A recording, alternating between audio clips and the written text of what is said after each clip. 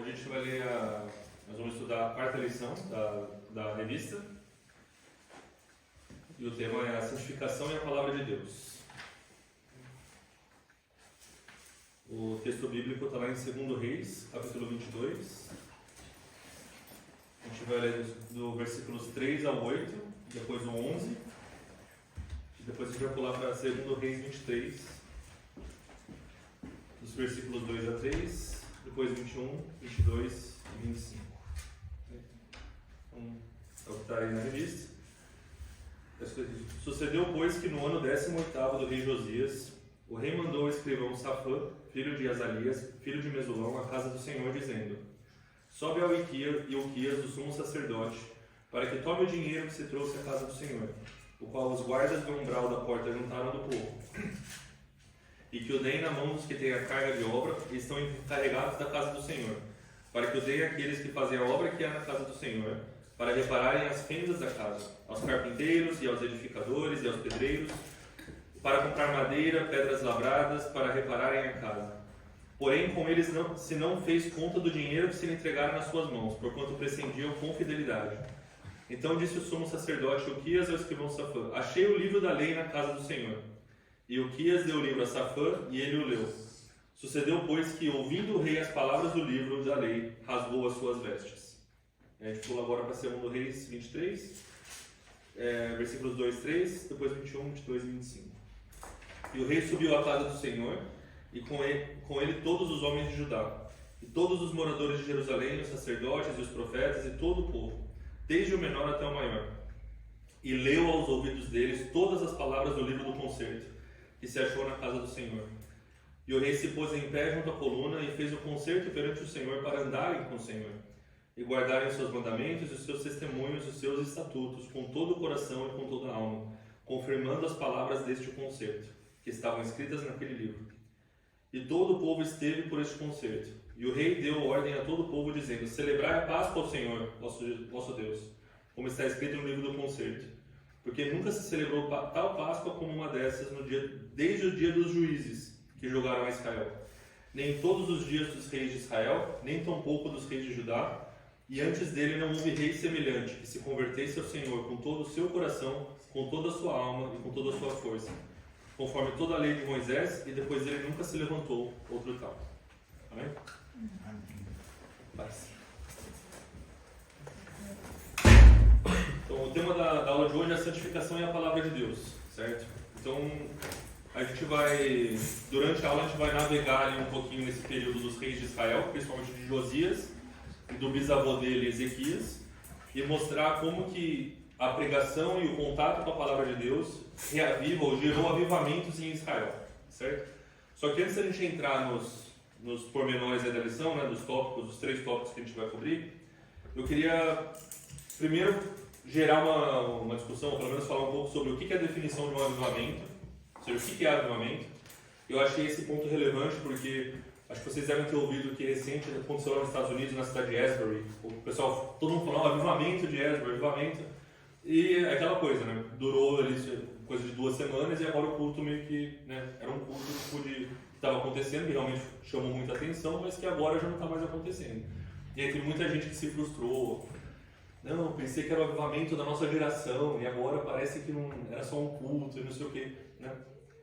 Mas o que fala sobre o avivamento? Primeira coisa para acontecer um avivamento, você tem que ter uma pregação da palavra voltada para o arrependimento. Então, João Batista lá no deserto, né? Arrependei-vos. Esse próprio evento de Asbury agora, não sei se vocês tiveram a oportunidade de ver, mas estava dando um culto dentro de uma universidade e a pregação foi justamente essa, sobre arrependimento. E naquele momento houve um quebrantamento daquelas pessoas e eles começaram a orar, começaram a adorar e aquilo se expandiu. E por qualquer... A gente pode falar o que quiser, não foi um avivamento. Um culto que dura mais de 2 semanas é motivo para a gente se alegrar, porque houve um mover de Deus ali. Então existe uma diferença entre avivamento e despertamento. Eu acho que assim, só para a gente meio que separar as coisas, esses momentos que tem esse despertamento de pessoas e que aparece, dura e chama atenção, acontece durante a história, isso acontece várias vezes. Mas o avivamento, ele começa da mesma forma, é uma pregação da palavra voltada para o arrependimento, que gera, primeiro, arrependimento em grande escala. E foi o que o pessoal falou. De novo, usando o exemplo de Asbury como o começo, todo mundo começou. Não, tem uma coisa errada, tem que ir lá, o pessoal chegando e confessando pecados e Deus meio que reavivando as pessoas. No caso que a gente estava falando, né, que a gente acabou de ler de Josias, foi a mesma coisa. Ele leu a palavra para todo mundo, fala do menor ao maior, e o povo entendeu. Nossa, se tudo isso que está escrito aí, a gente não está fazendo nada disso, tem alguma coisa errada, a gente precisa se arrepender e precisa mudar a nossa vida. Então, pregação com a palavra, focada em arrependimento, gera o arrependimento em grande escala, e depois gera adoração em grande escala, e aí o último passo para ser realmente um avivamento, tem que ter mudança social duradoura. Então, você tem que mudar as estruturas da sociedade em volta daquilo que aconteceu. Exemplo, Jonas quando foi pregar lá em Nínive. A gente já falou algumas vezes sobre isso. Ele chega, ele fala, arrependei-vos, Deus vai destruir, tem uma palavra que prega, certo? Acontece ali. Segundo passo, todo mundo se rasga a roupa, fica em desespero. Gera um arrependimento em grande escala. Eles fazem um jejum de adoração a Deus. E depois isso muda a estrutura social da cidade. Obviamente que isso aconteceu 100 anos depois, se você for ler lá em Naum, que já é um profeta que foi 100 anos depois, ele está falando de novo contra Nínive, ou seja, teve uma mudança que durou por cerca de 100 anos, mas que eventualmente caiu, certo? Por isso que na história da humanidade Deus sempre gera novos avivamentos para renovar isso, porque a nossa natureza eventualmente a gente corrompe. Então, por exemplo, a gente pega o avivamento de Azusa, né? O avivamento de Azusa Street, que foi no começo de 1900 e pouquinho, nos Estados Unidos. E esse avivamento que foi realmente o que, pra gente, que é da Assembleia de Deus, é praticamente um marco que mostra que é o pentecostalismo moderno, que é onde a gente vive hoje. Mesma coisa, o pessoal se reunia num grupo de oração e pregação de palavra, numa pequena, como se fosse um grupo num prédio, e ali começou a pregar sobre arrependimento e aquilo mudou completamente a estrutura social daquele bairro, daquela parte da cidade, inclusive dos Estados Unidos. Ou seja, todo o país foi impactado por aquilo. E hoje nós estamos vivendo a decorrência das mudanças que surgiram daquele avivamento. Então, só para a gente entender que quando a gente está falando agora sobre os avivamentos que aconteceram em Israel, em Josias, que foi isso que a gente leu, em Ezequias, que foi o bisavô de Josias, a gente sempre percebe, começa com alguém encontrando a palavra, lê, aquilo gera arrependimento, gera adoração e gera mudança social. Então, por que é importante a gente saber isso? Primeiro, para a gente não entrar, às vezes, nessa questão das frustrações que as pessoas sentem de falar assim, poxa, eu achei que esse negócio de Esdras era um avivamento, eu achei que ia mudar a história da igreja moderna, começou daquele jeito. E aí a pessoa se desanima porque fala assim, não foi. Então, sabe, meio que fica desiludido. Quando você entende como que é essa estrutura, você sabe que o mover de Deus ele vai ter esses pequenos despertamentos que você tem que entrar, você tem que entender que gera mudança, mas às vezes não vai ser um avivamento em grande escala. A qualquer momento pode acontecer um avivamento. Aqui em Berlim, na verdade, que geralmente a gente vive numa sociedade que está corrompida, que está morta aos olhos de Deus, e aí nós nos reunindo aqui e Deus começando a gerar pregações sobre arrependimento e transformação, Deus pode usar da nossa pregação, das nossas reuniões, mudança social constante. Isso pode acontecer e existe sempre como posso dizer, o ambiente para um avivamento quando a gente está numa sociedade dessa forma. Quais seriam as mudanças sociais, por exemplo? Não, por exemplo, no caso dos ninivitas, né, foi uma mudança social que geralmente muda para a parte de adoração a Deus, você vê as pessoas começando dessa forma.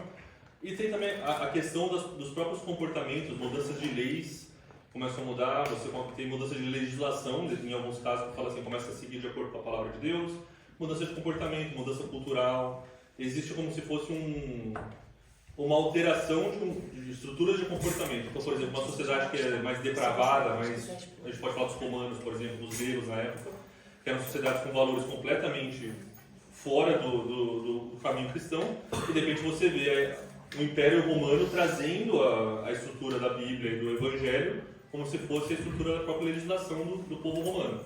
Você vê mudanças dessa forma. A gente pode debater se isso é simplesmente fruto de um avivamento, tem a questão política por trás também, mas você vê Deus trabalhando nessas mudanças, certo? Então, a gente pode falar, por exemplo, no Brasil, sei lá, ou a gente fala aqui na questão que acontece na própria Alemanha, algumas leis, alguns traços que realmente não são condizentes com a palavra de Deus. Se existe um arrependimento em larga escala, uma mudança de vida, você vê um resgate de valores cristãos, um resgate de estruturas de vida cristã, isso também muda como a sociedade se organiza, como a sociedade lida com os problemas e tudo mais. Então, assim, o motivo que eu queria aproveitar essa oportunidade para mencionar isso é justamente para que os nossos corações entendam que sim, existe e deve existir em cada um de nós um anseio para trazer esse avivamento. Quando a gente clama Maranata, né? Ora vem Senhor Jesus, não é simplesmente para trazer a vinda de Cristo, que também é, né? Mas é para que venha o reino de Cristo para a Terra, que isso geralmente acontece quando começam esses grandes avivamentos, né, na sociedade. Então, entendendo que é avivamento por essa perspectiva, a gente vai voltar um pouco para, né, onde está falando na lição, falando sobre o rei Ezequias e o rei Josias. São os dois reis que a gente vai estudar a história, né, e vai entender que no período deles aconteceu um avivamento, né, em Judá, certo? Só que assim, para a gente entender o que aconteceu com esses dois reis, eu queria só trazer um pouquinho do panorama histórico por trás, só para a gente entender por que aconteceu o avivamento na época dessas pessoas, por que foi em Ezequias e Josias, né? Então, para todo mundo, a gente colocar na mesma página, todo mundo deve saber isso, mas só para recapitular, o reino de Israel, né, como um reino, né, que depois separou entre Israel e Judá, né, mas durou um pouquinho mais de 500 anos, desde Saul, né, quando foi ungido a rei lá, até Zedequias, que foi o último rei de Judá, e aí eles foram para o cativeiro da Babilônia. Então foi mais ou menos um pouquinho mais de 500 anos desse período todo. A gente teve Saul, depois teve Davi, teve Salomão, e aí o reino dividiu. Virou o reino do norte, que era Israel, e o reino do sul, que era Judá, certo? Todos os reis de Israel foram maus. Nenhum deles seguiu a Deus. Nenhum. Se a gente olhar lá toda a lista, fez mal. Se a gente for ler lá Reis e Crônicas, quando eu estiver lendo, fala assim, o rei fez o que era mal aos olhos do Senhor, porque adorou outros deuses, não sei o que, tal. Vai sempre dessa forma. E aí a gente chega na época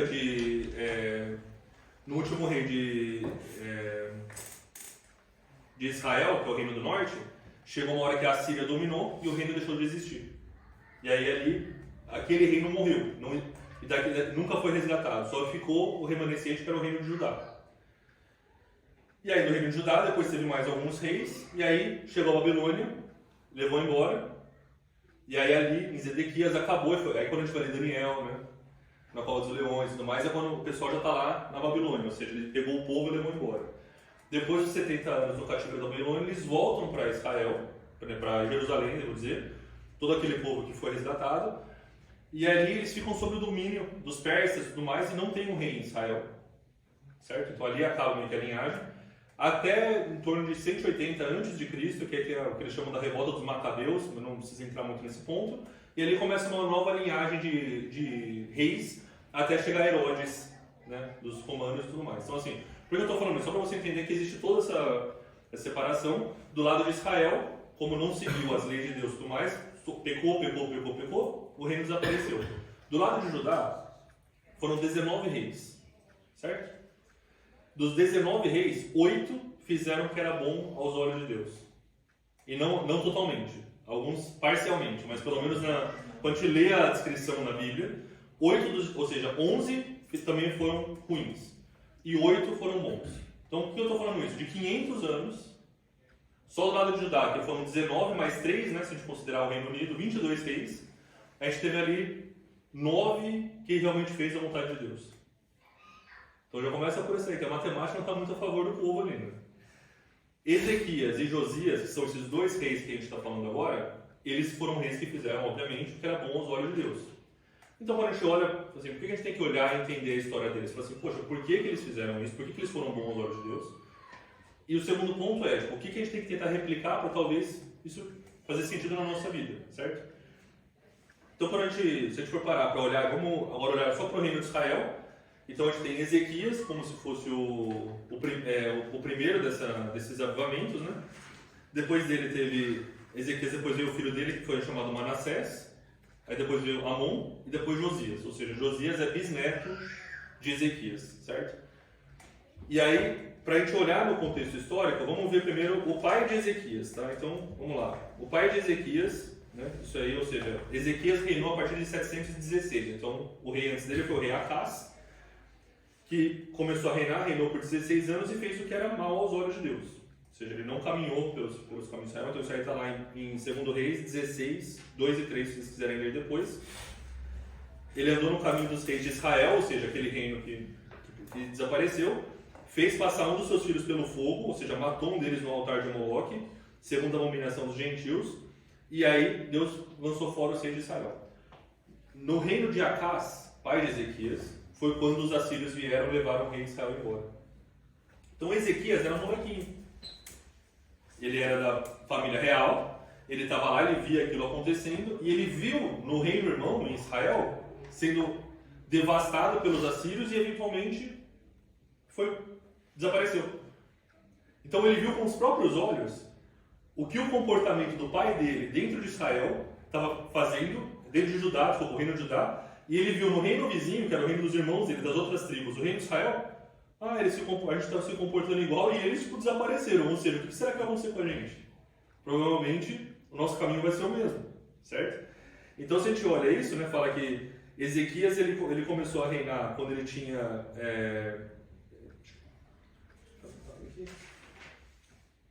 com 25 anos, ou seja, se foi com 25 anos, né, que é, esse era no ano 715, o reino de Israel desapareceu em 723, ou seja, 8 anos antes. Então, ele tinha ali perto dos seus 17 anos, quando o reino deixou de existir. Então ele viu, ele já era um homem formado, ele viu acontecendo no reino do lado, ele já percebeu. Então, aí a gente vê na história de Ezequias que ele foi alguém que fez de acordo, foi reto, né, aos olhos de Deus. Ou seja, ele tinha acesso à lei, à palavra, e ele percebeu. A gente não pode acontecer com o nosso povo o que aconteceu com o lado de lá, certo? Então, esse é o ponto de Ezequias.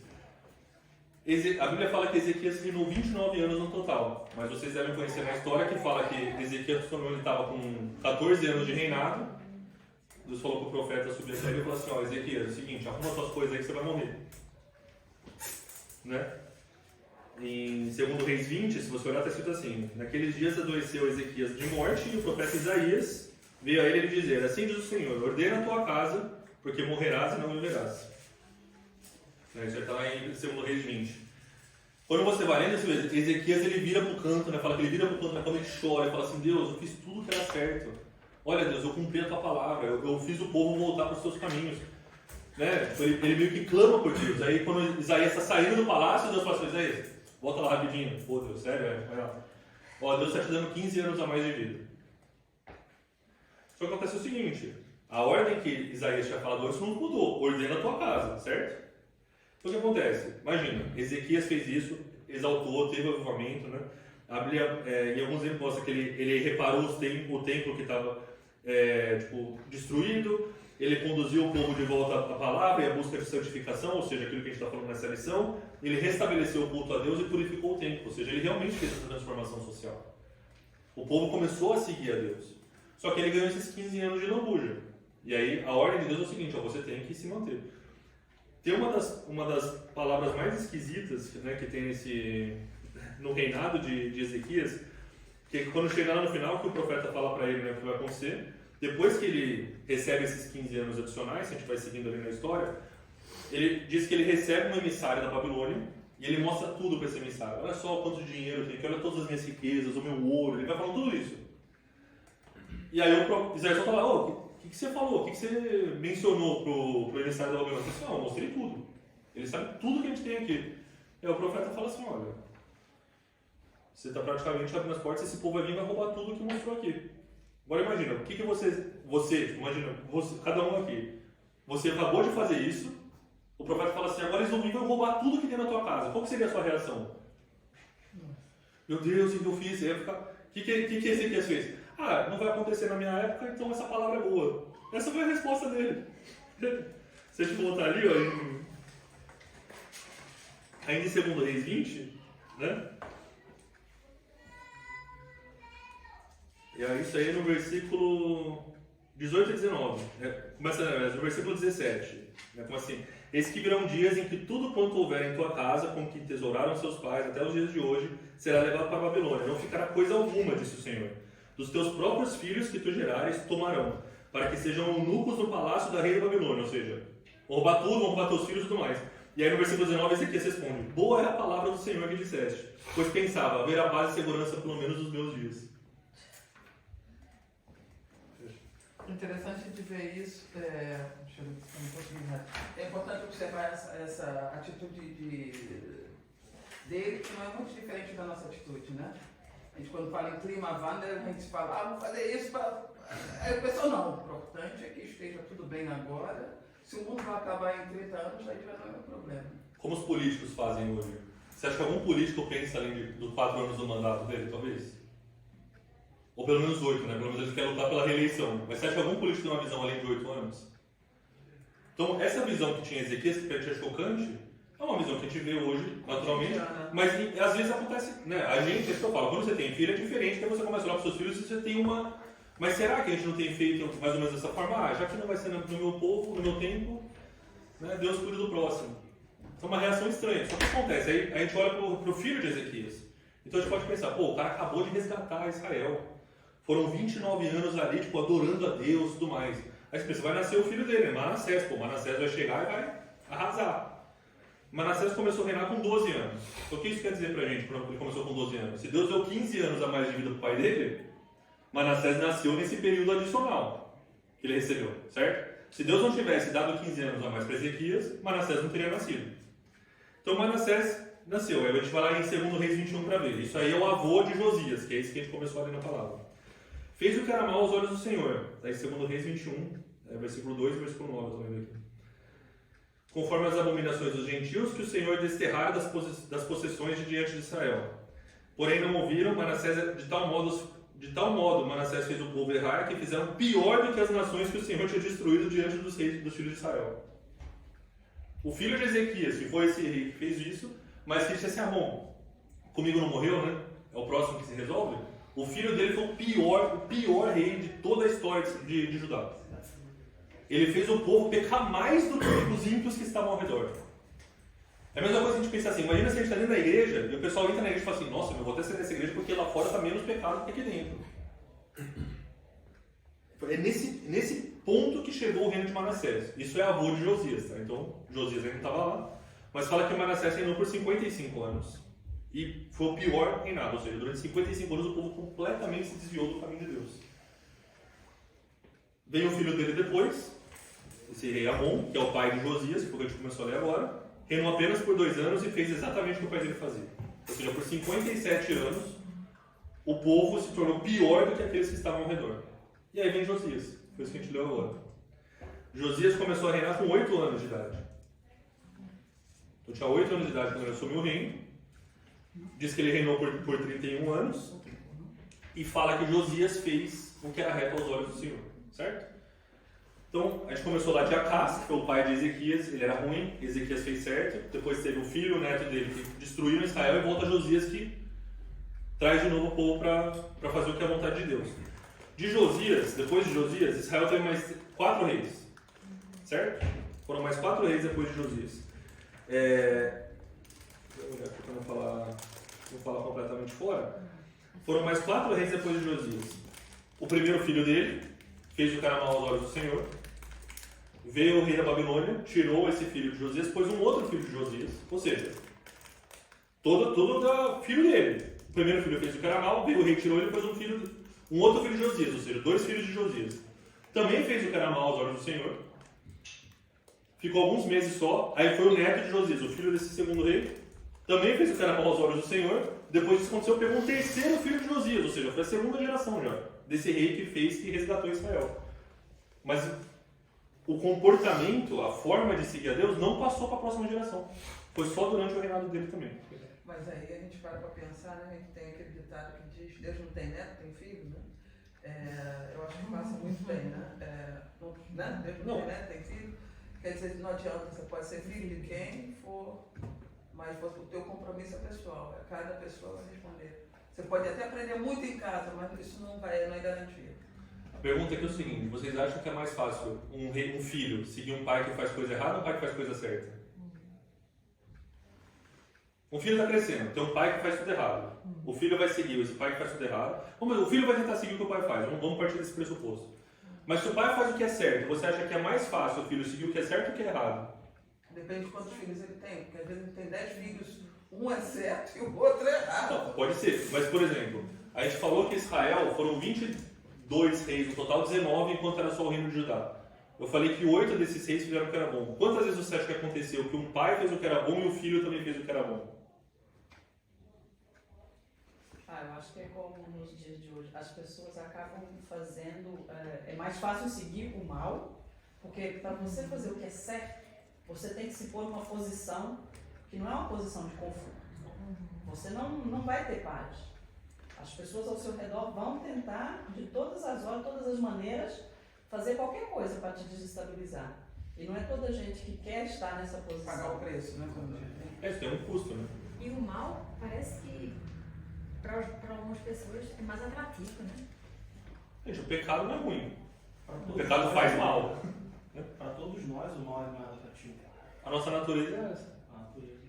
E aí, a gente, né, 2 semanas atrás, quando a gente estava falando de Davi aqui, Davi também, um homem segundo o coração de Deus. Pois é, essa foi a Você deu uma desviadinha, olhou por cima do muro e acabou. Então, assim, é como a irmã Maria falou, tipo, existe um preço, a irmã Kátia falou também, existe um preço a ser pago para você fazer isso. Então, só para voltar para minha pergunta, quantas vezes você acha que aconteceu na história de Judá que teve um pai que falou, esse foi fiel a Deus e o filho também foi fiel a Deus? Quantas vezes você acha que isso aconteceu em quase 500 anos do reino? Contando o reino unificado. Não, sem contar o reino unificado. Nossa. Foi uma vez só. Uma vez? Uma Quem? vez. Quem, filho? Tá anotado aqui nas minhas notas, eu vou falar. Assim que eu anotar nas minhas notas. Nossa. Aqui tá mais fácil pra eu te falar. 500 anos, né? Nossa. Foi Asa e Josafá. E se você for para a estatística, quantos filhos eles tinham? Não. Aí, Calma, né? Vai menos que 1%. Foi Asa e Josafá. Foram esses 2 reis que foi bem antes de Ezequias, quando ainda tinha o reino do norte ainda. Foi só naquela época que teve 2 reis que fizeram completamente o que era bom aos olhos de Deus. Teve 4 ali que eles falam que fizeram mais ou menos, que a gente vai falar um pouco sobre por que não gerou avivamento quando você faz as coisas mais ou menos, certo? Então tá, vamos só para a gente recapitular, para a gente entrar na lição de fato. Avivamento tem que ter pregação de palavra com foco em arrependimento em grande escala, adoração em grande escala e mudança social.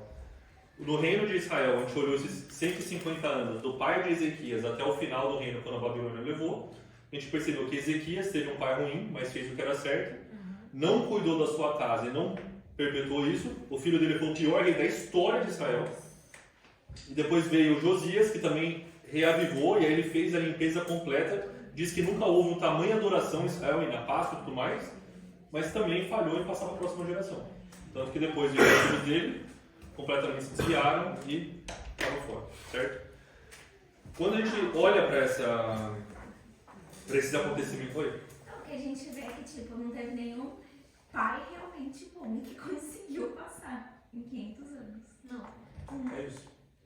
E acho que, assim, como a Kátia falou, Deus não tem neto, essa é a nossa responsabilidade cada vez mais cedo, principalmente no mundo do jeito que está hoje, de entender que a gente tem que colocar, a palavra fala isso, a Bíblia fala lá, diz o Deuteronômio, fala assim, ó, você tem que falar com seus filhos no caminho, em casa, deitado, levantar, de manhã, de noite, em todo momento você tem que falar da palavra. Você tem que gerar na criança já esse desejo. Então a gente fala assim, aí você fala assim, meu, por que Josias foi diferente? Sendo que ele veio de um pai que era horrível e de um avô que foi o pior da história de Israel. Aí você fala, ele começou a reinar com 8 anos. Então na história dele o que acontece? A mãe dele, a mulher, uma das mulheres do rei, do pai dele, matou todos os irmãos dele. E ele foi escondido por uma das pessoas e ele foi criado na casa de Deus, a Bíblia fala. É aí que faz a diferença, né? Aí, como ele foi criado na presença de Deus, na presença da casa de Deus, ele estava ouvindo as palavras, ele ouvia os profetas falando, ele ouvia, aquilo já foi gerando no coração dele uma forma, não, eu tenho que viver Ele diferente. foi separado também, né? Sim, mas se a gente for olhar para ler no que a gente leu aqui, em 2 Reis 22:3, fala assim, sucedeu, pois, que no ano 18º do reino de Josias, que eles foram reparar o templo. Foi no 18º ano, ou seja, mesmo ele sendo criado ali dentro, e aí ele começou a reinar com 8 anos, tudo bem, você não vai fazer nada com 8 anos, mas ele já estava com 26 anos, foi quando ele conseguiu fazer o povo, ó, vamos lá reparar, ou seja, o culto estava acontecendo ainda, tanto que ele fala, ó, tem dinheiro, a gente está recebendo dinheiro para adorar a Deus, ele começou a fazer a mudança para que o povo adorasse a Deus, mas foi só 18 anos depois que ele começou a reinar, que foi quando ele começou ali a procurar para reparar o templo, alguém achou o livro da lei, ou seja, ninguém, eu achei esse livro aqui, e aí ele leu, na hora que ele leu, que é como está escrito aqui, né, um pouco depois em 2 Reis, capítulo 22, fala assim, que o rei falou assim, olha, eu fui criado na casa de Deus, eu estou tentando seguir a Deus de acordo com o que eu estou ouvindo, Mas agora que eu ouvi essa palavra, não tinha ouvido antes, ele rasgou a roupa e falou assim, a gente tá em apuro, a gente vai ser destruído também. Mas aqui o que deixa na lição foi muito interessante, que ele fala assim, né? Josias reinou 31 anos de Jerusalém, enquanto esteve sob o controle de Assíria, teve dificuldade para fazer qualquer reforma religiosa. Às vezes a gente pensa, como eu gosto muito de política, e fala, nada vem do nada. Não. Nada vem do nada. Então, ele também, ele tentou, ele estava preparado, mas não tinha chegado o momento. É isso. E ele, por isso que demorou esse tempo todo. Às vezes a gente pensa que vou chegar lá e tudo vai dar certo. Não é assim. Mas é justamente isso que é o ponto dessa palavra, é o seguinte, não, ele só demorou 18 anos, quer dizer que ele era folgado, não queria fazer. Não é isso. O que acontece é o seguinte, ele seguiu e estava fazendo de acordo com o que tinha o alcance. O que a Bíblia fala é que, tipo, né, no reino de Josias, um dos reis, né, tipo, o nome dele aqui é um nome bem esquisito, mas foi quando um dos reis do domínio babilônico que morreu, abriu o espaço e ele conseguiu entrar e fazer essas reformas. A Subnebatal. Isso aí. Obrigado. E aí ele conseguiu fazer essas reformas. Mas já estava no coração dele, Deus estava preparando ele a capacidade de fazer. Só que na hora certa, quando entrou esse 18º ano, Deus falou o seguinte, você acha que você está fazendo bem, você acha que você está seguindo a Deus e tudo mais, mas deixa eu te mostrar que a situação é muito mais séria do que você está imaginando. Quando ele se depara com a palavra que mostra, lendo ali de Deuteronômio, dizendo assim, se você não escolheu bem e não escolher vida, é isso que vai acontecer com você. Ele viu o que aconteceu. Ele não viu, né, mas ele sabe da história que aconteceu com o Reino do Norte, né? Ele sabia que o povo de Israel desapareceu, tinha muitos dos remanescentes de Israel que estavam morando agora no Reino de Judá, das outras tribos que saíram e acabaram morando em Judá também. Sabia. E ali começou a ter essa transformação. Eu acho que também, já que a gente está falando de mudança da sociedade, aqui eles estavam sob o controle da Síria. Quer dizer, era um povo totalmente diferente. E quando você está sob o controle, eu não sei quem foi a mãe ou quem foi. Geralmente eles casavam para fazer aquelas alianças. E as crianças eram criadas no meio daquilo tudo, assim, é muito difícil. Realmente para ele foi mais fácil, porque ele realmente teve a sorte e o azar de ter sido perseguido e ter sido separado. É isso. Porque assim, se a gente for olhar, obviamente que a gente está fazendo uma inferência aqui pelo que está escrito na palavra. E o que foi de diferente entre Josias e os outros é justamente que ele foi criado no templo. Foi criado de acordo dentro da casa do Senhor. E aquilo gerou outras Porque ele foi oportunidades. perseguido, né? Ele teve que se esconder. Então, teve que ficar escondido. Senão alguém vai tentar matar. E aí quando ele é com 8 anos, o pessoal vai lá e mata, né, a mãe do outro que estava tentando reinar. E ele volta e ele se torna o rei de Judá. E aí dali ele começa a fazer mudanças pequenas, só que é isso, você está vivendo há 55, 57 anos, jogando filho, matando, sacrificando o filho no fogo. Manassés, a gente não vai entrar nesse detalhe, mas Manassés, como ele destruiu o templo, ele criou bosques dentro do templo, botou poste para acerar, ele fez um monte de coisa dentro do templo. Ou seja, ele fez questão de estragar o templo só. A cidade já estava destruída, obviamente, né? Mas ele foi tão ruim que ele fez questão de botar dentro do templo do Senhor os deuses das cidades ao É redor. uma afronta. Que ele Exatamente. Então, assim, e esse era o vovô dele, o vovô de Josias. Eu vi o vovô fazendo isso Mas lá. todo mundo tem um avô desse. Então, mas essa é a questão, mas é o que a gente estava falando, a responsabilidade ou a resposta para o clamor de arrependimento é individual. Então, se a gente for falar, não, mas meu avô fazia assim, meu pai fazia assim. E essa é a resposta fácil para você continuar no caminho errado. Não, mas eu estou fazendo como o papai fazia. Né? Mas a gente olha, então Ezequias, né, apesar de não ter passado para a próxima geração, durante o tempo dele, reparou as portas do templo, trouxe o povo de volta à palavra, como a gente falou, ia buscar a santificação, restabeleceu o culto. Josias, como a gente leu, fala sobre, ele achou esse manuscrito no seu 18º ano, ele lê aquilo, rasga as vestes, percebe, a gente vai morrer, não tem escapatória. Ele chama todo mundo, lê para todo mundo, fala assim, vocês talvez não, agora eu vou falar para todo mundo, para ninguém falar que não sabe. Essa é a lei, falou para todo mundo, pelo menos como a Bíblia relata, concorda, se compromete a seguir a palavra de Deus. E se você for ler, né, na própria palavra fala que durante a vida, em Crônicas está escrito assim, durante a vida de Josias, o povo continuou obedecendo a Deus e não se desviou dos seus caminhos. Ou seja, enquanto Josias estava vivo, o povo foi fiel e obedeceu a Deus. Eu fiquei imaginando a possibilidade da gente fazer a mesma coisa aqui nessa cidade de Belém. Fosse como Josias, né? A gente fala, a partir de hoje, a gente reconhece que a palavra de Deus, quanto tempo demoraria? tirar todas as coisas, adquirir todas as coisas passadas. Como seria difícil, né? O que eu acho que hoje em dia as mudanças conseguem ser diferentes porque a gente tem o Espírito Santo agindo abertamente. Que naquela época era sempre limitado ao sacerdote e tudo mais. Então hoje a gente tem realmente, com a ação do Espírito Santo, e eu falo, se a gente for ler lá o avivamento da Roazo, que teve no século passado nos Estados Unidos, você vê que foi isso. O pessoal estava num lugar fechado, orando, buscando a Deus, tinha gente que tá andando na rua, olhava para um galpão fechado e falava, tem alguma coisa aí dentro que está me chamando. Ninguém precisou ir lá na frente e falar assim, vem, que inclusive foi o que algumas das pessoas falaram desse avivamento de Asbury agora que teve, né, na universidade. Assim, um dos problemas foi que todo mundo começou Instagram e live mostrando para todo mundo. Então, é meio que assim, tentando ajudar a divulgar alguma coisa, e obviamente não era para divulgar. A gente estava fazendo aquilo porque queria mostrar que estava lá também. Não, olha só onde eu tô aqui em Asbury. Quanta gente que eu vi no Instagram, não, eu tô dirigindo para lá, só para falar que participei também. Então, o Espírito, Deus não divide a glória dele. Então é o seguinte, já que vocês querem fazer do jeito de vocês, ó, a gente para aí, daqui a pouco começa em outro lugar de novo. Mas se a gente faz vamos supor, de novo, vamos supor que um dia a gente vem aqui no culto de doutrina, começa a falar sobre arrependimento, e Deus começa a gerar um quebrantamento, a gente começa a orar, começa a buscar, a gente começa a ficar horas aqui, as pessoas estão andando na rua, tá tudo fechado, nem sabe o que é, eu não sei o que está acontecendo, mas precisa entrar aí. E Deus começa a fazer a transformação na cidade de Berlim. O mover do Espírito que começa disso, obviamente, vai ser do dia para a noite, vai mudar as legislações, a gente vai ter coisa. Não, provavelmente não vai ser do dia para a noite. Mas é o que acontece, é um impacto social, é como a gente continua usando isso que Deus gerou para transformar e continuar transformando a sociedade. Então, assim, o que a gente percebe tanto em Josias como em Ezequias, e Asbury e outros avivamentos que tiveram, começa com um confronto com a palavra, certo? Então, durante o reino de Josias, Judá estava sob o domínio da Síria, como a gente falou, e aí, como a Kátia mencionou, aí quando Assurbanipal da Síria morre, ele tem essa liberdade, e aí ele começa. O primeiro ponto que ele faz, né, quando a gente começa a perceber o seguinte, vamos lá reformar o templo, vamos reformar, alterar o templo, para que tudo esteja certo, e depois ele traz a leitura para o povo, e o povo realmente se compromete a mudar, certo? Isso acontece, de novo, como a gente estava falando, né, o arrependimento é cobrado de forma individual.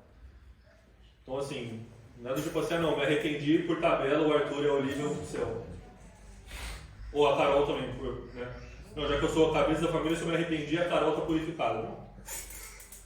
Tem um trabalho de Deus lá, aqui, vai ter que ter um na vida do Arthur e da Olivia. Cada pessoa, da nossa família tem que passar. Obviamente que se você, na sua família, você demonstra isso, né, a gente vai mostrar em vários casos que mostra que o marido purifica a esposa purifica o marido, e você vê você pregando para os seus filhos, ou seja, isso gera essa... Mas no fim das contas, o arrependimento é cobrado de forma individual. Tanto que, né, quando fala o seguinte, quando eles têm essa palavra, né, antes de chamar o povo para se reunir, eles viram para o escrivão e falam assim, vai conversar com a profetisa, que chamava Hulda, e fala assim, vamos ver o que está acontecendo com o povo. E aí a profetisa fala assim, o seguinte, rei, já era. Isso aqui você leu, é isso mesmo, não tem como resgatar, o povo de Judá já está condenado. Por causa da maldade de Manassés, do seu avô. Ou seja, teve todo um reinado, foram 15, 16 reis antes de Manassés. Não, foram 13 reis antes de Manassés. Mas Deus fala assim, por causa da maldade de Manassés, seu avô, que fez tudo isso, que você está tentando corrigir agora, não tem mais volta. Só que aí a profetisa fala assim, em 2 Reis 22, 20, fala assim, por isso, né, porque eu vi a sua contrição, o seu arrependimento, eu vi o seu coração, deixarei que você morra e seja sepultado em paz. E os seus olhos não verão o mal que trarei sobre este lugar. Onde você vê eu falo assim, que aí você vê um paralelo interessante. Ezequias fala assim, é boa palavra porque pelo menos eu não vou ouvir. É ele que fala. Tô fora. Aqui Deus está falando para ele, eu sei que você não queria isso, Josias. Eu sei que você quer que o povo se restaure. Eu sei que você quer as próximas gerações voltando para o caminho de Deus. Mas pela misericórdia, eu vou te poupar disso. É a mesma coisa que acontece com os dois. Então a próxima geração se perde, só que no caso de Ezequias foi porque ele realmente não fez o que desobedeceu a Deus, e aí veio o filho e foi o pior de todos. Mas no caso de Josias ele morreu e ele não viu, né? E é o que a Bíblia fala, durante a vida de Josias o povo se manteve fiel a Deus. Né? Então você vê que começa no ensino da palavra, né? E aí acontece, quando a gente começa a ver a decorrência, a gente ensina a palavra. O primeiro passo que eles falam é o seguinte, a purificação do templo. Ezequias foi, consertou as portas do templo e tudo mais. A gente estava lendo agora em 2 Reis, agora, tipo, 22, quando a gente estava falando da história de Josias. Ó, vai lá e faz, traz os pedreiros, os artesãos e tudo mais, pra gente consertar o templo. E aí, esse é um ponto que a gente percebe isso. Se a gente voltar lá para Salomão, né? Salomão, filho de Davi. Você percebe que quando ele começa, ele fala que primeiro ele constrói o templo para Deus e depois ele vai construir o palácio para ele. Existe sempre no coração esse desejo de construir. Tipo, começou lá em Davi. Davi falou, eu quero construir uma casa, né? Então, assim, por que tem essa busca, né, de querer construir o templo? Alguém sabe por quê? Por que tem sempre esse ímpeto de, primeira coisa que eu vou fazer, eu vou consertar a casa de Deus? Isso é um ponto para discussão, né? O templo equivale à presença de Deus. Então, no momento que gera um arrependimento na pessoa, ela fala assim, a primeira coisa que eu quero é assegurar que Deus não vai sair de perto de mim mais. Então, Ezequias, quando ele percebeu na palavra, ou Josias, quando ele leu na palavra, ele falou assim, a gente está tão distante de Deus, a gente precisa fazer alguma coisa para que Deus queira permanecer aqui com a gente. O que eles vão fazer? Vamos lá construir e renovar o templo. Certo? Então, por exemplo, como que Josias foi e purificou o templo, né? Se a gente for ler, e aí é bem interessante, está lá durante o 23, que ele vai falando assim, segundo Reis 23, do 4 ao 7, fala que ele removeu os utensílios que eram utilizados para Baal dentro do templo de Deus. Então, tirassem do templo do Senhor todos os utensílios que foram feitos para Baal, e também tipo, que criaram como se fosse um bosque, né, que foi feito dentro de lá para o exército dos céus, né, adorando os céus. Queimou fora de Jerusalém, nos campos de Cedron, levou as cinzas para Betel. A gente continua, no versículos 5, 6 e 7. Destituiu os sacerdotes que os reis de Judá estabeleceram para fazer incenso nos altos, ou seja, nas montanhas, né, que fala assim, o culto tem que ser em Jerusalém, mas tinha gente fazendo culto nas montanhas. Tira esses caras não podem mais fazer, tem que ser aqui. Também os que tinham incenso para Baal, para o Sol, para a Lua, para os planetas, para todos os exércitos, ou seja, o povo está adorando qualquer coisa. Para aí, ou seja, tipo, a gente começa a perceber, né? No versículo 6 e no 7, também tirou da casa do Senhor o ídolo do bosque, para fora de Jerusalém, queimou junto ao ribeiro, desfez o pó, lançou o pó sobre a sepultura dos filhos do povo. Ou seja, tinha outro Deus. Pode seguir. Derrubou as casas dos prostitutos cultuais que estavam dentro da casa do Senhor. Ou seja, tipo, é o povo que, dessas religiões, uma das formas que eles adoravam esses deuses era por intermédio de prostituição. Também homens? Homens e mulheres. E também pro ídolo do bosque. Tem tanto Deus diferente aqui que é uma coisa assim... É assustador, né? De a gente perceber essas questões. Então a gente percebe isso, né? Tipo, existe uma mudança, aí, inclusive conectando com o próximo ponto, que é o seguinte: a purificação do templo é porque esse lugar, que é um templo que é santo, é onde fica a presença de Deus, ele tem que ser puro. Então você tem que tirar tudo aquilo que não é de Deus. Eu acho interessante a última frase, em que as mulheres teciam casinhas para o ídolo do bosque. Essas casinhas, elas existem até hoje e tipo assim, contam histórias também para crianças, por exemplo, e eu trabalhava com criança, né, então onde eu trabalhava tinha uma casinha dessa, pequenininha, toda bonitinha, toda lindinha, eu, gente, o que é isso aqui? Isso aí é a casinha do... falou lá o nome que eu não sei mais lembrar. Aí eu pensando, mas isso não pode, né? Tipo, nada a ver. E aí passou um tempo, e a casinha lá, e eu só olhando pra aquela casinha, né? Cara, nada a ver, né? E as crianças falando da casinha, não sei o que, não sei o que. Teve um belo dia, não sei o que aconteceu, que colocaram aquela casinha lá fora, e choveu, a casinha ficou lá. Eu só olhando pra ela. Aí tem um dia eu falei, gente, olha só, essa casinha tá toda acabada, vamos jogar fora? Jogamos fora. E aí isso me fez lembrar agora essas casinhas, olha só, hein? É tão sutil, né? É tão sutil que pode entrar na nossa vida, né? É um negócio tão bonitinho, a gente tem que tomar muito cuidado com isso. Eu falo isso porque assim, isso foi uma discussão que eu já tive com várias pessoas, inclusive pessoas da igreja, que você morou na Ásia, eu vou ter aqui um elefantinho, não sei o quê, um pinguim, não sei o quê. E eu falei pra pessoa, assim, é o seguinte, se a sua casa, sua vida é templo de Deus, quer dizer que eu tô adorando esse Deus? Não tem nada a ver. Eu falo assim, mas essa é a questão é o seguinte, na pureza do templo, onde tem que ter a presença de Deus, Deus não aceita qualquer coisa que pode ser evocando outro Deus. Ah, mas nem todo mundo acreditava nos ídolos do bosque. Então qual é o problema? Não.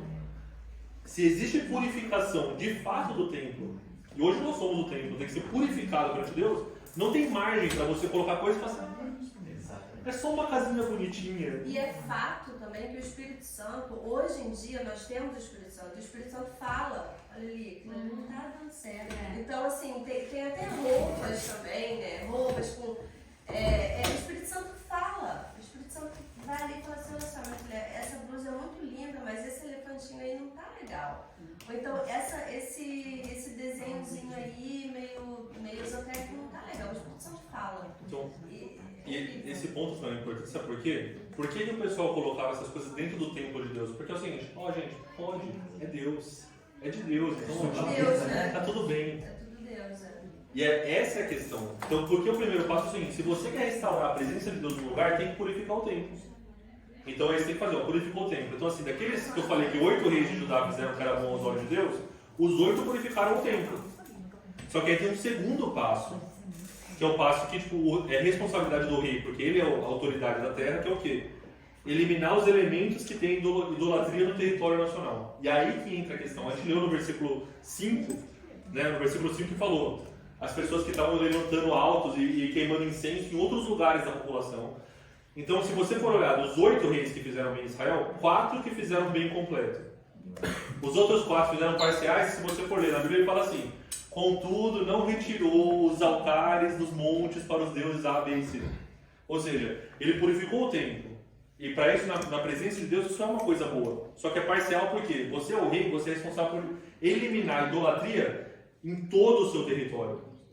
Né? Então, se a gente for olhar no versículo do 8 ao 24, tem toda uma lista gigantesca. Então, eu vou resumir aqui para vocês entenderem. Ele derrubou os altares nas portas da cidade. Ele profanou, destruiu o altar de Moloque, que é onde o pessoal queimava os filhos no fogo. Moleque, depende da tradução, isso. Moloque e tudo mais. Que aí fala dos amalequitas, que é desse jeito também. Terceiro, tirou os carros e os cavalos dedicados ao Deus Sol. Derrubou os altares da sala de Acás, que era o pai de Ezequias que a gente falou agora. Ou seja, dentro do palácio tinha altares de Acás, que era o seu trisavô, certo? Ou seja, ele começou a quebrar o quê? O que as gerações passadas tinham feito em idolatria. Então o que ele fez? Derrubou os altares da sala de Acás e os altares de Manassés, seu avô, que foram erguidos no átrio do templo. Ele destruiu os altares nos lugares altos que foram erguidos por Salomão. A gente foi seguindo, entre o versículo que fala assim: nos lugares das montanhas em volta tinha altar para Astarote, para Quemos, para Milcom, que eram outras divindades que Salomão tinha erguido centenas de anos antes. Ele foi lá e quebrou também. Tinha um altar em Betel erguido por Jeroboão, que foi o primeiro rei de Judá, para Será. Matou os sacerdotes dos falsos deuses, eliminou médiuns, feiticeiros, ídolos do lar, todas as abominações da terra de Judá e de Jerusalém. Ou seja, do versículo 8 ao 24, aí, em 2 Reis, que eu até recomendo que todos leiam depois, em 2 Reis 23, do versículo 8 ao 24, você vê que tudo que ele fez foi o seguinte: agora o tempo está purificado, a presença de Deus pode voltar. Só que eu não posso parar aqui. Eu sou o rei desse povo. Dentro do meu território não vai ter nada disso. Por que isso é importante pra gente? Qual que é a lição pra gente? Dentro da nossa vida eclesial, dentro da igreja, a gente está tentando buscar Deus, estabelecendo Deus com pureza, tudo bem. E todo o seu território fora da igreja, no seu trabalho, na sua família, onde você vive é o seu território de vivência. Nesses lugares não pode ter idolatria. Eu tenho uma pergunta. Quando você saiu lendo assim, me pareceu quase como se a gente estivesse viajando no tempo, né? Salomão trouxe isso, esses postos de Deus do Sol parece que é um pouco do Egito. Cada pessoa vai trazendo os elementos dentro do templo. Eu parei para pensar agora, qual será o elemento que eu trago?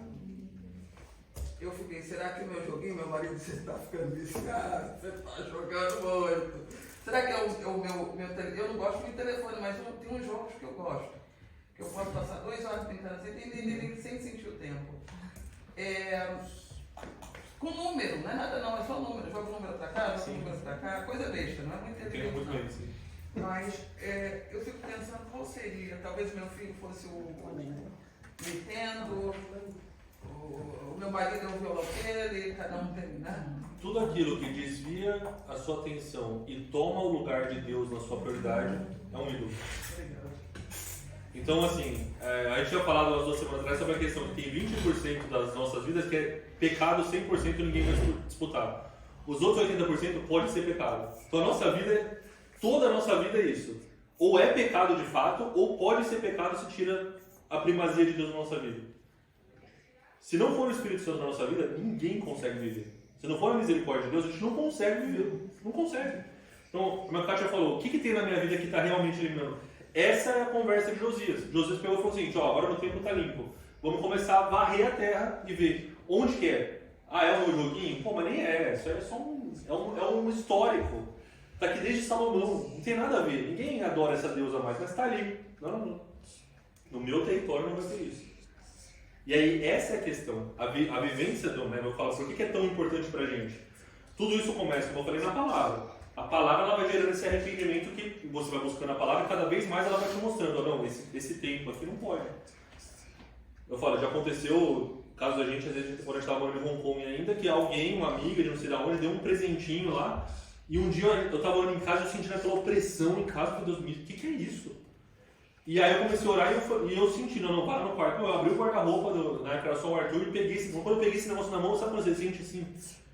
E Deus, meio que Deus falou assim, isso aí tipo, não tem que estar na tua casa. Não, foi pro lixo, né? Na hora eu joguei fora. Mas por quê? Ah não, quer dizer o quê? Que aquele negócio vai soltar uns raios. Não é na questão disso, é a questão que Deus fala o seguinte, dentro da tua casa, que é consagrada para mim, não pode ter nada que é feito para idolatria, para desviar a atenção de mim. Deus é ciumento dessa forma. A Bíblia fala, Deus é um Deus zeloso, Deus é ciumento pela graça dele. Né? Então o que a gente percebe? Os 2 passos aqui. Primeira coisa que você faz é isso, você purifica o templo, você limpa aquilo que é de fato de Deus para que a presença dele seja restabelecida, e aí você faz o segundo passo que é o seguinte, eu tenho que eliminar a idolatria e o pecado de todo o meu território. De tudo aquilo que me serve, tudo aquilo que é a minha esfera de vida. Ah, mas no trabalho eu não sei o que fazer, eu vou chegar lá, não quero dizer você chegar no trabalho e começar a botar a mão na cabeça das pessoas e expulsar o demônio, não é isso que eu estou falando. Mas tem alguma coisa no seu trabalho que está tirando a sua prioridade em relação a Deus? Ah, então, isso que você está falando, quer dizer então que por causa do trabalho, se eu faltar na igreja, eu estou sendo idólatra. Não é isso que eu estou falando. Deus sabe que cada um tem sua responsabilidade e acontece. Mas no momento que você percebe que você está tentando fazer coisas no trabalho para crescer, para ter um desenvolvimento, para ter um dinheiro a mais, que são coisas que necessariamente te afastam de Deus, você está colocando sua confiança e o ídolo da sua vida é o seu trabalho. A provisão da sua vida não é Jeová Jireh que é o Deus da provisão. Agora a providência da sua vida é o seu braço que consegue fazer. Ninguém sustenta com a própria força.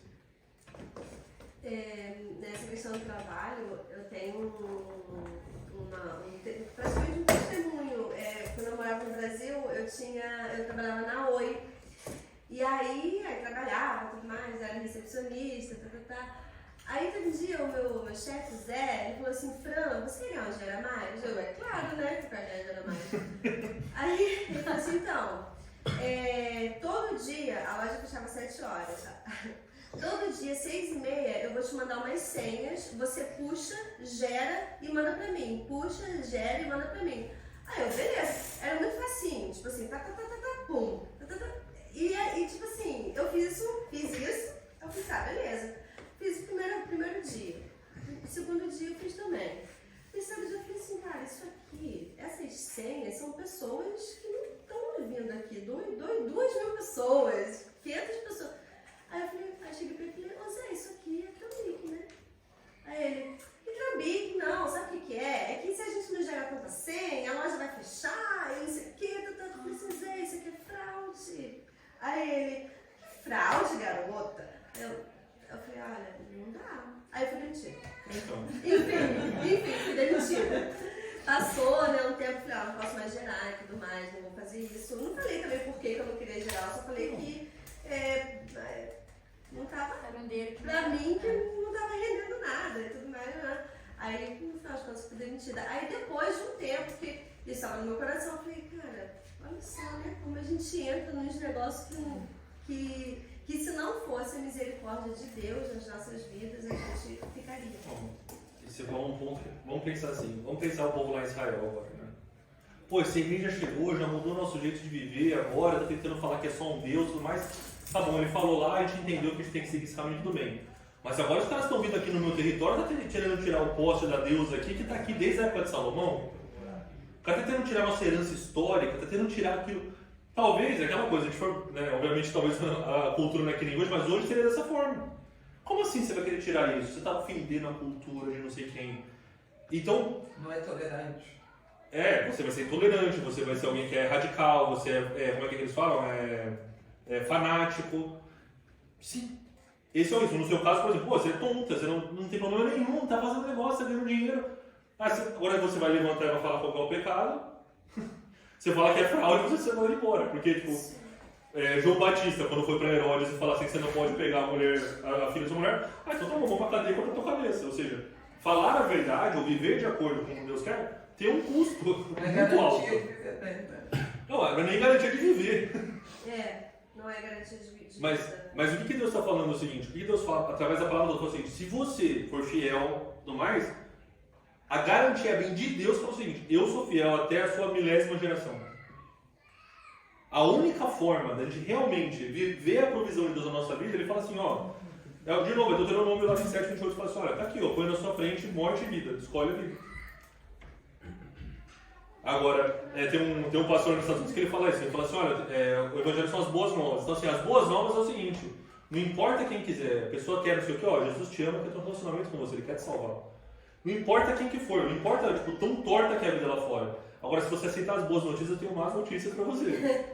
Porque da mesma forma como ele morreu por você, agora você tem que morrer por ele. Jesus fala isso, né? Aquele que quiser viver... Quer salvar a sua vida, né? tem que Perder lá. E aí ele fala, aquele que quiser perder a sua vida por causa de mim, então viverá. É isso aí.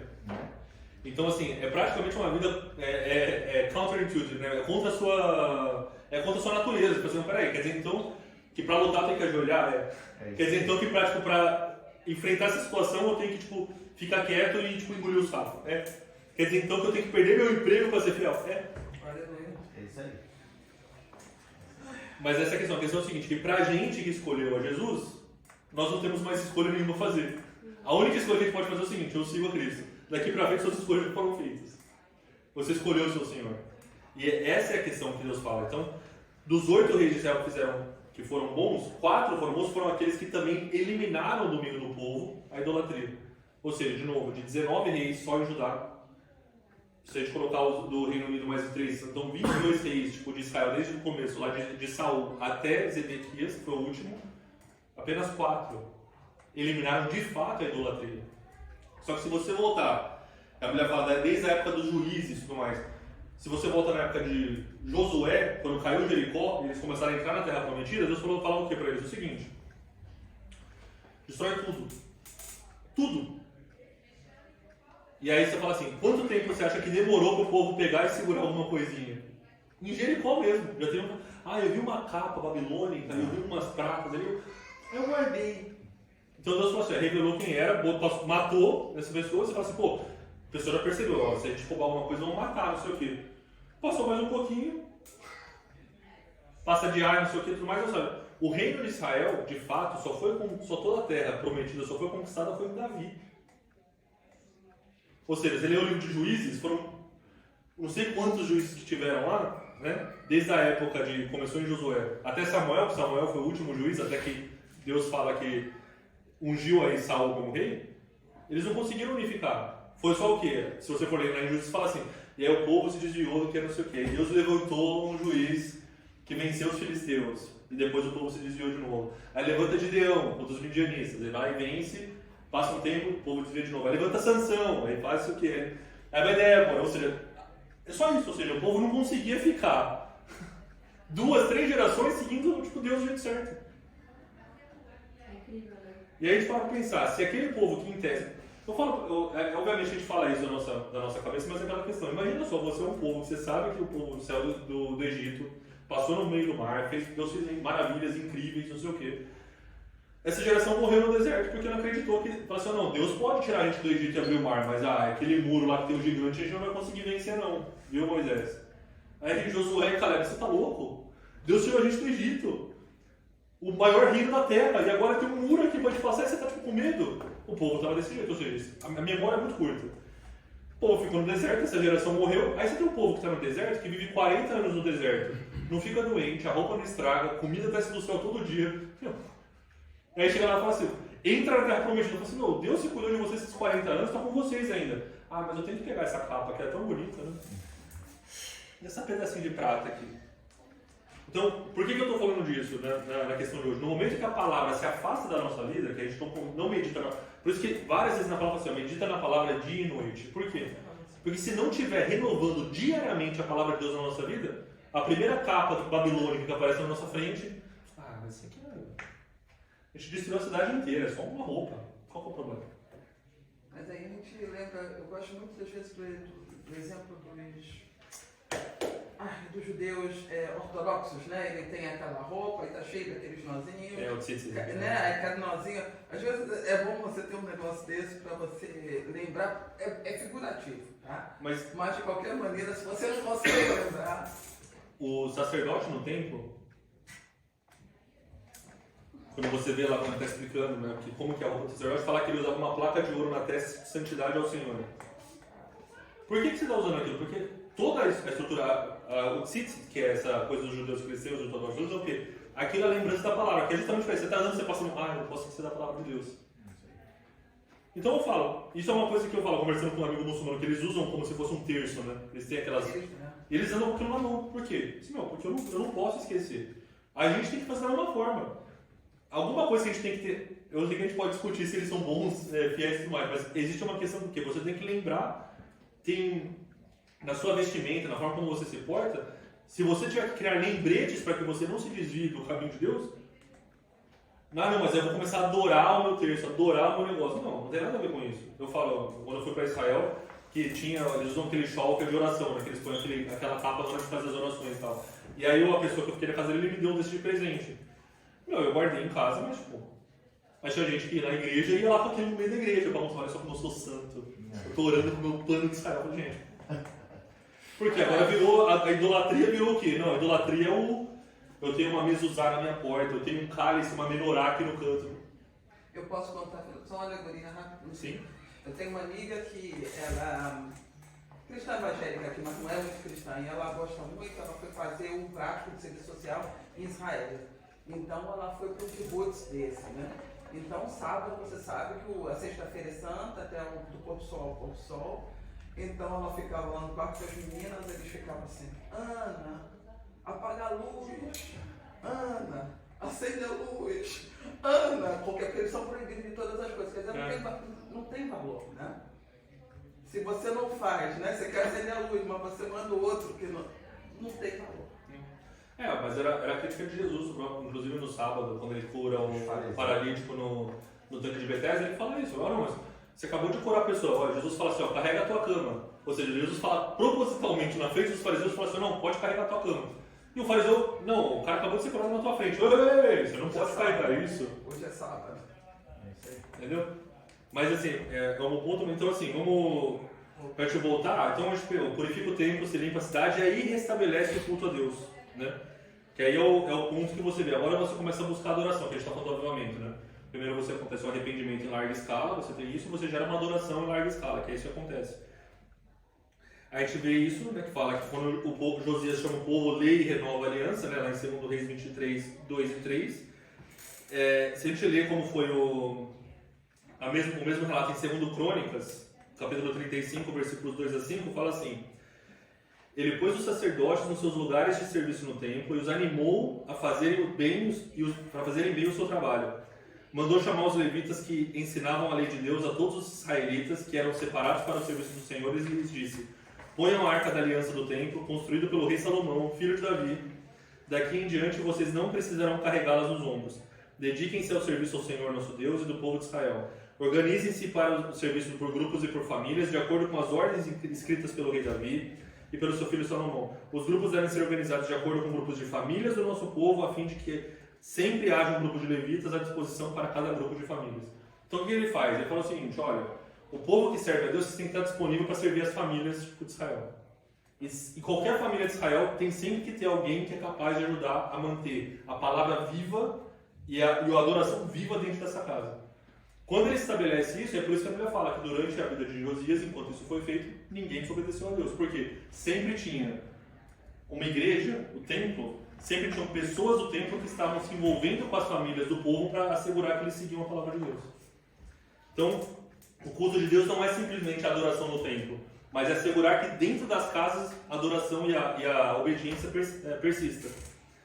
E aí foi aquilo que eu falei, né? Em 2 Crônicas 32, 33, fala que é isso, né? Josias acabou com todos os ídolos nojentos, né, nessa tradução, né, que havia nas terras dos israelitas, fez com que os israelitas adorassem o Senhor, seu Deus, e enquanto Josias viveu, o povo não deixou de obedecer ao Senhor, o Deus dos seus antepassados. É isso aqui. Na tradução na Almeida é assim, né? Todos os seus dias não se desviaram de após o Senhor, Deus dos seus pais.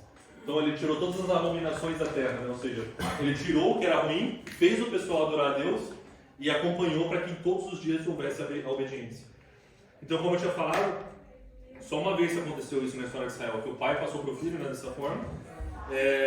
E aí, mas assim, qual que é a mensagem que é importante a gente ouvir também nesse ponto é que esse avivamento na época de Josias, apesar de ter sido um avivamento completo, não foi o suficiente para mudar o destino de Israel. E o povo de Judá acabou sendo levado ao cativeiro babilônico. Tá? Então assim, existe às vezes um chamado que não necessariamente vai gerar uma renovação, um avivamento, alguma coisa que impacta aquela geração, mas às vezes isso não passa para a próxima geração. Isso não quer dizer que a gente não tem que perseguir, a gente tem que tentar e tem que tentar fazer isso para que consiga, mas a nossa responsabilidade é sempre isso, é gerar, quanto mais cedo nos nossos filhos, o compromisso com Deus, para que eles também cresçam de certa forma e perpetuem o que você falou. É isso que eu falo. A Bíblia fala, né? Uma geração louvará a próxima geração sobre Deus. Então, para que essa próxima geração se levante e perpetue as mesmas práticas para que continue. Se não tiver isso em larga escala e por muito tempo, morre. A gente pode falar, Davi, de novo, o homem segundo o coração de Deus, fez aquilo que fez. Veio Salomão, seu filho, o homem mais sábio da terra, desviou. Eu tenho uma pergunta. Você começou com 15 anos, né? Que Deus, esses 15 anos não foram 15 anos, foram mais tempo, né? Do quê? Porque o Ezequiel falou, né? O rei Ezequias viveu mais 15 anos. Ah, sim, eu pensei que era 15 anos até chegar a abominação. Okay. Não, Deus deu para ele 15 anos. Deus deu para ele 15 anos, só que essa é a questão. A ordem de Deus não mudou, né? Foi tua casa em ordem, não pôs, né? Não, eu entendi. Pensei que era o povo todo, era 15 anos. Então, assim, a gente percebe que em algumas situações da nossa vida vai ter momentos em que a abominação realizada ou por povo ou por alguma pessoa vai gerar destruição sem que haja cura. Acontece isso. Isso vai acontecer, tanto que assim, Josias morreu e depois aconteceu aquilo que eu falei, que veio o filho, veio o neto, voltou outro filho e tudo mais, todo mundo fazendo o que era errado aos olhos de Deus. Teve gente que continuou vivo, estava vivo na época de Josias e viveu naquela época que viu o povo sendo destruído de novo. Então assim, pode ser que aconteça que se em alguns momentos o pecado ele é tão terrível na vida de uma pessoa, de uma cidade, de uma sociedade, que não tem conserto. Existe esse ponto aqui, é um exemplo claro disso. Porque o pessoal acha que assim, não, mas a gente está na época da graça. Sim, Deus pode perdoar e pode transformar, mas assim, a consequência do pecado, às vezes não tem retorno. Às vezes não tem retorno. Então, isso mostra o quê? Que quanto mais cedo a gente ensinar para a próxima geração, e quanto menos a gente ficar preso e desviar e viver pelos caminhos errados da vida, a gente diminui a situação de a gente chegar no ponto que a Bíblia fala, né? Que o povo de dura serviço, uma hora vai ser corrigido e será quebrantado sem que haja cura. Isso é uma palavra muito pesada. A Bíblia fala, terrível coisa cai nas mãos de Deus vivo. Essas coisas têm que estar na gente tão viva para a gente entender que cada pessoa que a gente está interagindo e vivendo, se a gente compactua com a idolatria no nosso território, na vida de alguém, a gente praticamente está falando assim, olha, eu estou aumentando a possibilidade da mão de Deus pesar na tua vida, ou na minha vida, até um ponto que não haja cura. Isso tem que quebrar a gente, senão a gente realmente vive dessa forma. O último ponto da lição, para te completar, mostra a adoração em larga escala mostra a Páscoa, né, a comemoração da Páscoa. Então, assim, em 2 Crônicas 35, 1 a 17, e também em 2 Reis 23, que é onde está a palavra, mostra como que foi o retorno à Páscoa, né, a comemoração da Páscoa. Então você imagina, por todo esse período o povo não comemorava a Páscoa, ou seja, estava até meio esquecido, né, no caminho. Então fala que no 18º ano, quando ele resgatou, ele convoca uma Páscoa, a comemoração da Páscoa. E aí fala em 2 Reis 23, 18 e 19, fala assim, desde o tempo do profeta Samuel, ou seja, antes de Davi, ou seja, durante toda a época que Israel foi um reino, nunca foi comemorada uma Páscoa como essa. Fez com os sacerdotes, os levitas, o povo de Judá e também o povo de Israel, ou seja, do outro reino que tinha destruído, que foi remanescente, que estava em Judá também. Ou seja, com as 12 tribos, né? E isso foi no 18º ano dele. No 2 Crônicas 35 fala: celebrem a Páscoa do Senhor, o Deus de vocês, que está escrito no livro dessa aliança. Porque nunca se celebrou uma Páscoa como essa desde os dias de Juízes. Então, Samuel foi o último juiz de Israel, né, desde Josué, como eu tinha mencionado. Então, naquele momento foi isso. Não faltou a constância, como a gente estava falando. Um juiz subia, peca. Sobe o juiz, peca. O povo simplesmente continua na mesma toada para o futuro. Então, assim, essa é a questão. Quando Deus está no deserto, né, o povo de Israel está no deserto, ele vira para Moisés: ô Moisés, deixa eu matar esse povo aí, porque esse povo aí não vai não. E Deus fala assim: não, Deus, tipo, né? O seu nome, você tirou a gente do Egito, para que o povo perceba isso e tudo mais. Mas a verdade é que o povo sempre, naturalmente, se a gente não busca Deus de forma intensa, a nossa forma é o desviar mesmo, é começar a fazer errado. Então, mas por que a Páscoa, né? Por que tinha? Porque a Páscoa, na verdade, era a maior festa, a maior celebração do povo judeu. Era o quê? Era literalmente dizendo: você seguindo e obedecendo a palavra de Deus, existe salvação para a tua família. Os seus primogênitos serão poupados e você vai ser liberto do Egito. E aí, durante 7 anos, falar que durante 7 dias eles comemoravam como? Eles comiam pão sem fermento. Então, por que eles falavam isso? Porque na história diz que quando eles saíram do Egito foi muito rápido, não deu tempo de botar fermento.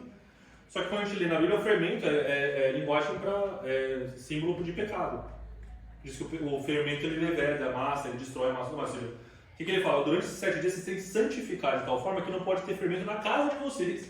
Se você lê na palavra em Deuteronômio, em Levítico, na verdade, depois de Deuteronômio, quando ele explica como que é a comemoração da Páscoa, ele fala o seguinte: nesses 7 dias vocês não podem comer nada com fermento, não pode ter nada com fermento na tua casa, e se encontrar fermento na tua casa, você vai ser expulso de Israel. Não. Tipo assim, peraí, meu, é só um fermento. Que radical, é só um fermentinho, não tem problema nenhum. Você fala assim, é nesse ponto que é a santidade de Deus. Eu não aceito nada, nem que você põe no seu corpo, na sua vida e nada onde é a tua casa. Não pode ter nada de fermento na tua casa. E a Páscoa era importante por quê? Porque fazia o israelita, uma vez por ano, lembrar que você serve um Deus que é santo, que ele não aceita desvio e obediência pela metade. Quando o povo não comemora isso, esse negócio fica na história. As gerações antigas falam, mas para mim não faz muito sentido. Ele fala assim: não, você e todo mundo na tua casa, você acha que não tinha uma criança lá, um adolescente? Fala assim: pô, mas eu quero um pãozinho com fermento, você fica comendo esse pão mole que não tem nada, não sei o quê. Filho, você não entende ainda.